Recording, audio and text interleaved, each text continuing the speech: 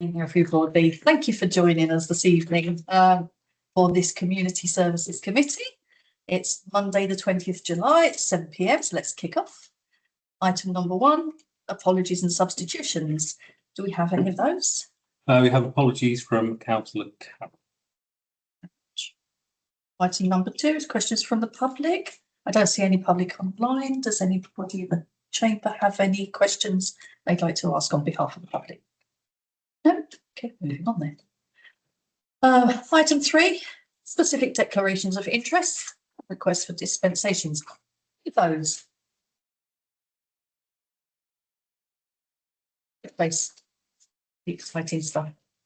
Item number 4, election of vice chair. Members are invited to elect a vice chair for community services for the year 2026 to 2027. Do I have any nominations? Yes. I'd like to nominate Councillor Abby Slough. Do I have a second for that?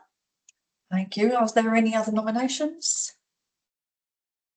In which case, can I see those in favour of voting Abby Slough vice chair? Did you know that was going to happen? Thank you very much, everybody. Item 5 then is the minutes. These are on pages 5 to 8, and they are the minutes for the meeting held on the 27th of April 2026. And the recommendation here is to confirm the minutes of the community services meeting held on the 27th of April 2026 and for those to be signed.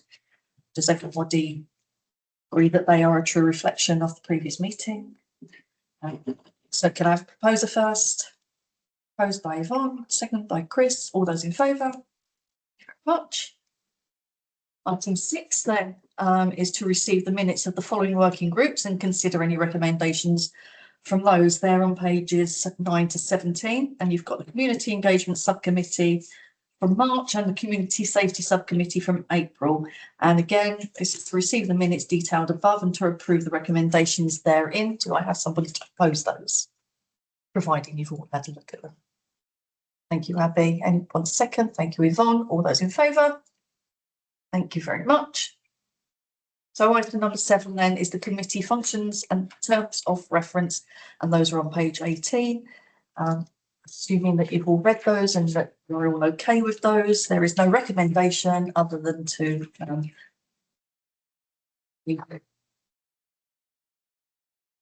will move on. Item number 8, committee work plan. Pages 19 to 20, members will find a work plan for the municipal year 2026 to 2027. I'm wondering if there's anything that you wanted to talk about on this item. Thank you, Chair. So this is a live document, like other committee work plans. So things will be added on when they come in. These are your kind of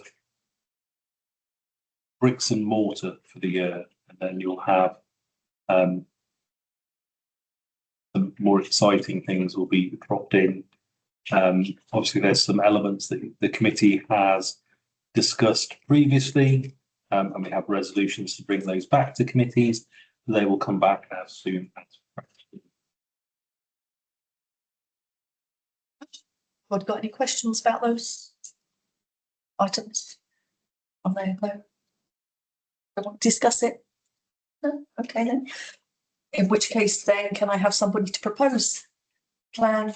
Thank you, Yvonne. Do I have a second, please? Thank you, Abby. All those in favour? Thank you, everybody. Moving on to item number 9, the income and expenditure report, pages 21 to 25. Attached is the income and expenditure report for the Community Services Committee up to the end of 2025-2026 financial year in Appendix A. Does anybody have any questions about this? Yes. I just wondered whether Ian can give us an overview of the newsletter. 3034033. Am I right in saying that newsletter is the crier? That's correct. And the finances towards the crier, I'm assuming this is because of the way the year works and the bulk of the money is spent at the start of the year. Is that right? I just wondered why it's there's so many funds left in that item. So the May Chair? Yes.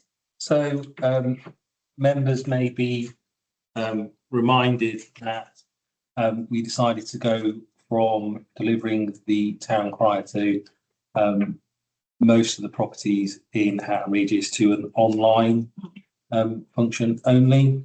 So that in-year cost saving that you saw financial year 2025 to 2026 was the fact that we had a dramatically reduced print run. If you were to look at Appendix B and the same cost centre, you will see that the newsletter funding for this financial year is just £1,500. Thank you. Any other questions? Okay then. Sorry, I do have, could you just, Sorry. I do have a Yeah. question on thing. Good question.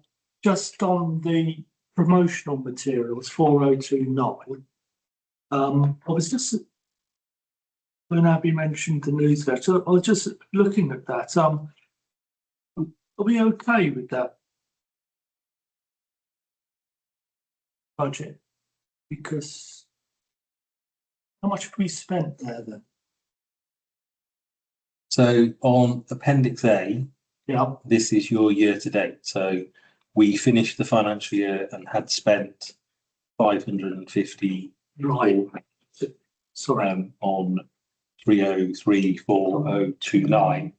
So the 4,446 will make up the will contribute towards the £56,000 underspend that the committee had. That would have then gone into general reserves. So in this financial year, you'll see in Appendix B that promotional material been reduced down to £3,200. Can you give examples of what comes out of that in? Yeah, it's gonna be exact.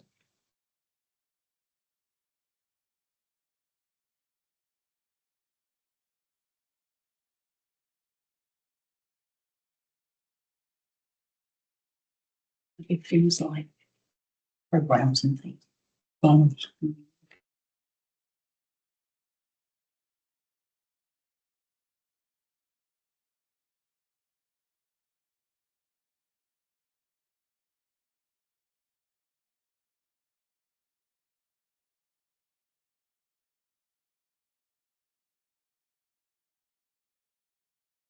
Yeah, so it's to cover things like visitor publications, digital, physical, identified in the corporate plan. They weren't fully delivered in the previous financial year. So you've got the money in this financial year to deliver it. I think it's just probably timing in last financial year that we just didn't manage to get them delivered.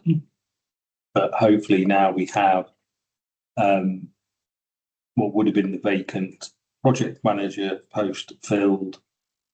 We will start to look at how we can, so one of the corporate plan objectives is about like a walking map around the town. We've recently taken a free trial on a mapping system. So that'll use our government access to the Ordnance Survey to hopefully produce the quite a high quality walking map to bring those newer communities in into the town. So technically the money from 2025-2026 financial year, the committee has lost control of it, but it has gone into general reserve. So that can always be requested at a future point.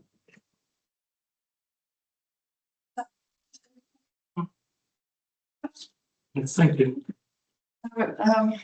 In which case, then, if there's no more questions, we will now go on to item 10, which is Hatton Regis Town Council Youth Services, and members will receive a verbal update on the in-house youth services. The update will include a breakdown of youth engagement and detached youth work, including attendance figures, and I'm assuming that's you. Thank you very much, Chair. And just to save Amanda's hand, I will print this off and give it to you. So the youth provision from the 1st of February 2026 to the 30th of June 2026. So on Mondays, we have a youth cafe at the Village Green Pavilion, which operates from 5 p.m. to 7 p.m. So 19 sessions have been delivered. We've had 14 new young people with an average of 15 young people per session. This has dipped a bit in April to an average of 8 young people, but has since increased. Young people have engaged in open access activities, learning essential life skills in cooking, and have engaged in enhanced activities through initial consultation and attendance. We've covered vaping concerns, and staff are engaging young people in discussions on this and setting boundaries where vaping can occur. So that's worked really well. The team are also reaching out to the community safety team at Central Beds to increase awareness of any antisocial behaviour and what that means for the young people. Tuesdays is the open access boxing at Houghton Hall Park. Again, that runs from 5 p.m. to 7 p.m. That's had 21 sessions delivered with 12 new young people with an average of 8 per session. Numbers have steadily increased since April due to the boxing sessions being delivered. The young people have engaged in an open access session and are currently enjoying the use of a pool table, engaging in conversation and listening to music. Young people have also been encouraged to engage with other enhanced activities that are delivered across the town. Wednesday, or every other Wednesday, is the Youth Council, which is held at the Hatton Regis Town Council offices. It runs from 4:30 to 6:30. We've currently had 8 Youth Council meetings. We have 12 members with an average of 8 attending each meeting. So far this year, the Youth Council have volunteered at the Easter egg hunt back in March, the Civic Service in April, and have helped out on a Youth Extreme Day in May. Thursday, we have our open access football at Hythe Farm Pavilion, which runs from 5 p.m. again till 7 p.m. That's a 22 sessions delivered, and averages about 16 young people per session. They are continuing to engage in football activities on our state-of-the-art 3G football pitch, and they also get to enjoy gaming, music, and some craft activities in the pavilion as well. We have scooter coaching beginning on the 11th of June in preparation for Skate Jam, and young people have also engaged in enhanced activities across the town. Enhanced activities have been a 3-day residential, a visit to the Hong buffet, and a day trip to Brighton.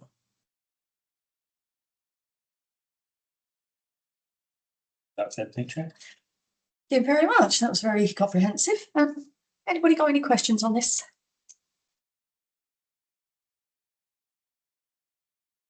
I have, and I know that you can't answer this, or you probably won't be able to answer it. But it's Tara's bag, isn't it? But how do we measure the success of these sessions and these activities? Do we ever get any feedback from the young people? And if we don't, is there a way that we could perhaps survey them to see what is working and what isn't working? Does that make any sense?